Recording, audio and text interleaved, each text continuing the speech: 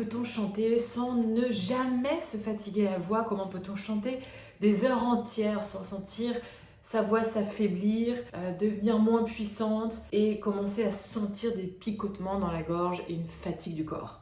Bienvenue sur cette chaîne qui s'appelle Je chante mieux et qui est le meilleur endroit pour trouver de l'inspiration sur le chant, pour placer sa voix comme un vrai professionnel et pour que vous puissiez vous exprimer le mieux possible avec votre voix, que vous puissiez faire passer vos émotions de la façon la plus belle et en développant votre voix. Téléchargez vite un kit de démarrage pour commencer ou abonnez-vous à ma chaîne pour ne rien rater. Pourquoi est-ce que parfois on se fatigue rapidement la voix? Parfois, après avoir chanté le passage préféré de notre chanson, on sent que c'est plus pareil, que la voix commence à se fatiguer, on se met à boire beaucoup d'eau, on se met du coup à forcer parce qu'on sent que la voix ne répond plus à nos commandes.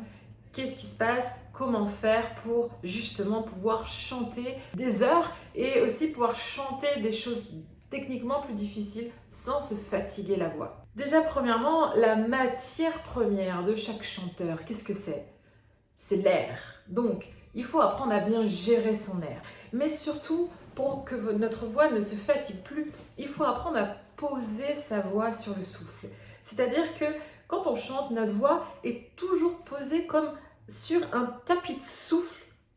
Et c'est ce qui va lui permettre de la soulager énormément, de la soutenir et de faire en sorte qu'elle ne soit pas toute seule, là, tombée dans les anarchies de tout ce qui se passe malheureusement dans la gorge quand vous chantez. Alors que normalement, il ne devrait rien se passer ici. Je le répète, c'est une petite parenthèse. Bref, tout ça pour vous dire que il faut apprendre à poser la voix sur le souffle pour la soulager, enrichir votre timbre d'air, ok? Que l'air soit consistant de son. Mais le son, avant d'être du son, c'est de l'air. Donc, il faut vraiment débloquer ça. Il ne faut plus que vous soyez coupé entre votre respiration du ventre et votre phonation ici. Tout cela doit être ouvert, libre, en connexion permanente. Et déjà, ça va énormément aider votre voix à être plus saine et plus robuste. Deuxième grosse technique qu'utilisent les grands chanteurs pour ne pas se fatiguer la voix et avoir une voix toujours éclatante, toujours magnifique, c'est qu'ils utilisent le résonateur. Pourquoi? Parce que les résonateurs vont amplifier le son naturellement sans que nous, on ait besoin de faire le moindre effort.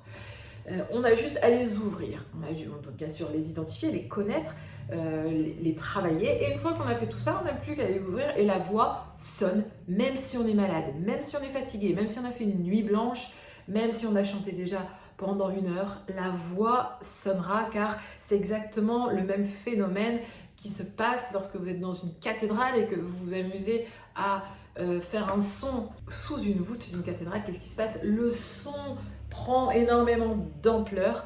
Et ben, c'est exactement la même chose qui se passe avec nos résonateurs. Donc, deuxièmement, pour soulager votre voix et pouvoir chanter longtemps sans se fatiguer, et ben, il faut ouvrir ces résonateurs. Et pour cela, ça nous conduit tout de suite au troisièmement. Il faut apprendre à ouvrir la gorge constamment. Peu importe les voyelles, peu importe les consonnes, peu importe les notes, qu'elles soient aiguës ou graves, peu importe la langue, peu importe votre style musical, votre gorge doit être toujours ouverte et libérée. Et ça vous permet premièrement d'accéder à vos résonateurs et deuxièmement de soulager énormément votre voix.